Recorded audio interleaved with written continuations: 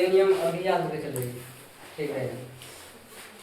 प्रकाश के प्रवर्धन के दो नियम, पहला नियम है कुछ इस तरह से हम लिखते हैं, कोई समतल दर्पण हमने लिया है, यहाँ से एक प्रकाश किसी बिंदु स्रोत से प्रकाश एक आती है और टकरा कर जाती है, आने वाला को आपतित किरण, जाने वाला को परावर्तित किरण, बीच में एक अभिलंब डाली जाती है। क्या डाली जाती है? अभिलंब। और अभिलंब और आपतित किरण के बीच में बनता है आपतन कोण, जिसे हम आई से सूचित करते हैं, और परावर्तित किरण और अभिलंब के बीच में बनती है परावर्तन कोण, जिसे हम आर से सूचित करते हैं। आप देखिए है क्या, जहाँ पे किरणें टकराती है उसे बोलते हैं आपतन बिंदु। उसे क्या बोलते हैं? आपतन बिंदु। याद करने के लिए हम नंबरिंग करते हैं, आपतन बिंदु नंबर 1 और परावर्तित किरण, आपतित किरण 1 और परावर्तित किरण 2, आपतन बिंदु 3 है और अभिलंब 4।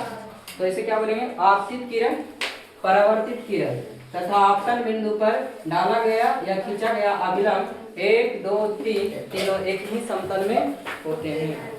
क्लियर है यहाँ तक? आपतित किरण, परावर्तित किरण तथा आपतन बिंदु पर खींचा गया अभिलंब 1 2 3 तीनों एक ही समतल में होते हैं। 1 2 3 ही बोलेंगे, ठीक है, जैसे लिखा हुआ वैसे लिखिए। आपतित किरण, परावर्तित किरण तथा आपतन बिंदु पर खींचा गया अभिलंब तीनों एक ही समतल में। यहाँ तक क्लियर है? जैसे अगर मेरी बात पहले सुनो, अगर इस तरह से अगर ऐसे किया गया है, अगर इसमें 20 केजी कोई भी चीज है, 20 केजी कोई भी चीज है और 20 से ऐसे डिवाइड कर देते हैं तो 20 के आधा कितना हो जाएगा?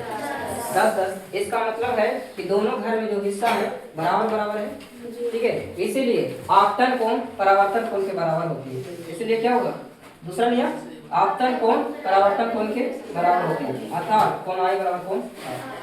तो देखिए, ठीक है ना?